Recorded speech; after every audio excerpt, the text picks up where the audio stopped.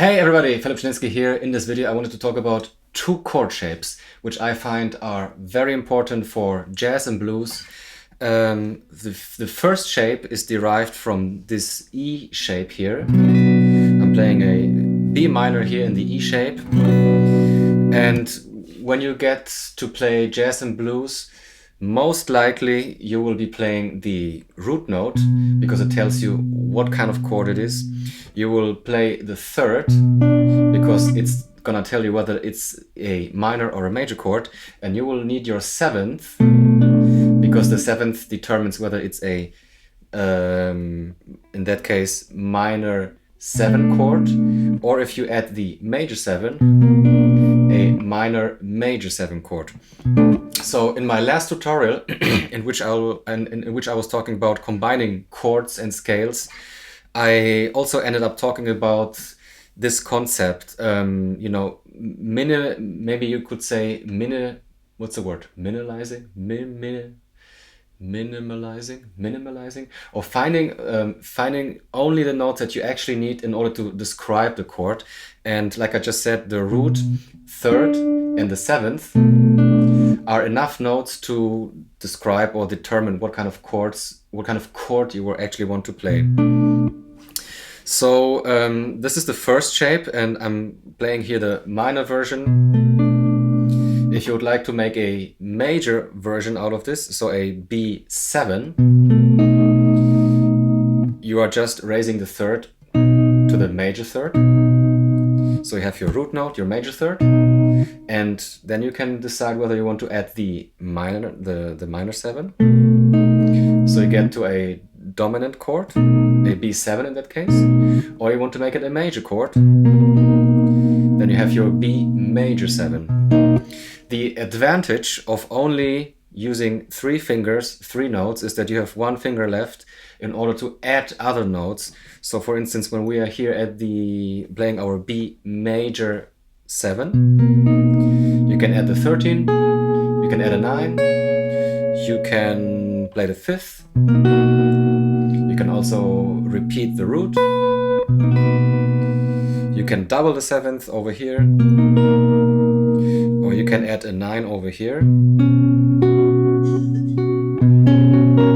So right now I'm playing my root note, my 9, the 5th, and the 7th, and then on top I could even add the major third, which is actually left still,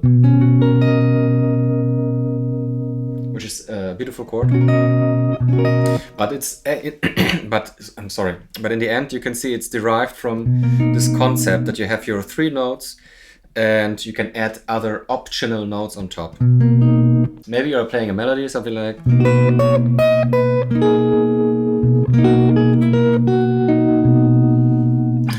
or you can do the same thing with the in a minor version. So this is my minor shape.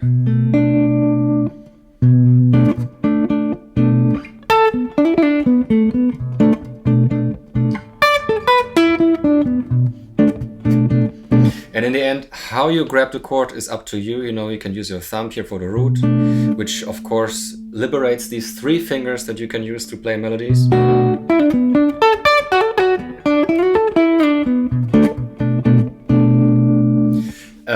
So this is this chord that is derived from the E shape in the minor version. Before I was playing the major version. Obviously you can add also the minor 7th to the minor chord. Go into James Bond territory then. The other shape that I find very important is this here.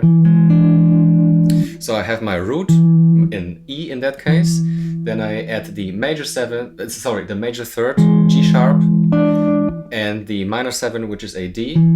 So I have my E dominant shape, and again I can add other notes on top, the 9th for instance, or the 5th, or even the 13. Then I have, the problem, I'm not playing the root anymore. I can play an open E, of course. But all these chords are derived from this shape, which I think I would say in the end is a C shape. So derived from your C major chord here, making a bar chord out of it. Adding the 7th, which forces you to change your fingers, of course. And then later adding other other notes from the scale, other optional notes, like the 9 for instance, or you can make it a sharp 9. Then it's your Jimi Hendrix chord.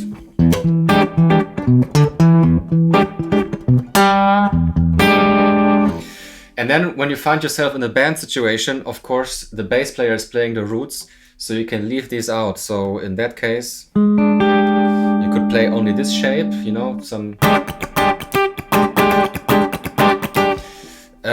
like this. Or when you have your B minor shape, going back to your B minor, you don't need your root note anymore. You can just play going to a E9 without the root, so this shape, because it's coming from here, just leaving out the root note.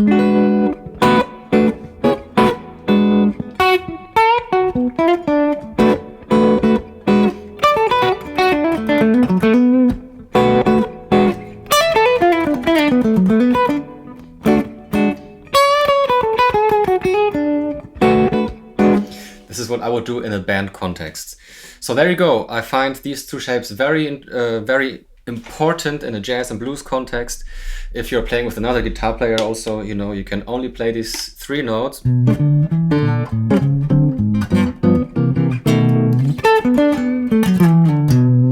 And also by doing that, you are not determining what kind of scale your other guitar player, or in fact, it doesn't need to be a guitar player, your fellow musicians need to use, because you're also leaving it kind of open. When I'm playing this B minor shape here, just playing the B again, so the root note, the 7th and the 3rd, you know, the person who's soloing on top can decide whether he wants to use the Dorian scale, for instance, or maybe he's going for a Aeolian scale, which the soloist in the end can do, because you're leaving it open, just playing root, 7th and 3rd. Yeah, I think I was repeating myself a lot by now. So I hope you get something out of this video.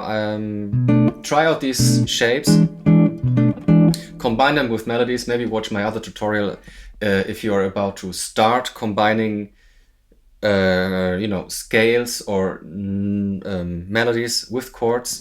I just uploaded a tutorial about how you can start doing so. Or just experiment with these kind of chord shapes, add your other optional notes on top. And I hope you found this video helpful. I hope to see you for the next one. Take care and ciao ciao.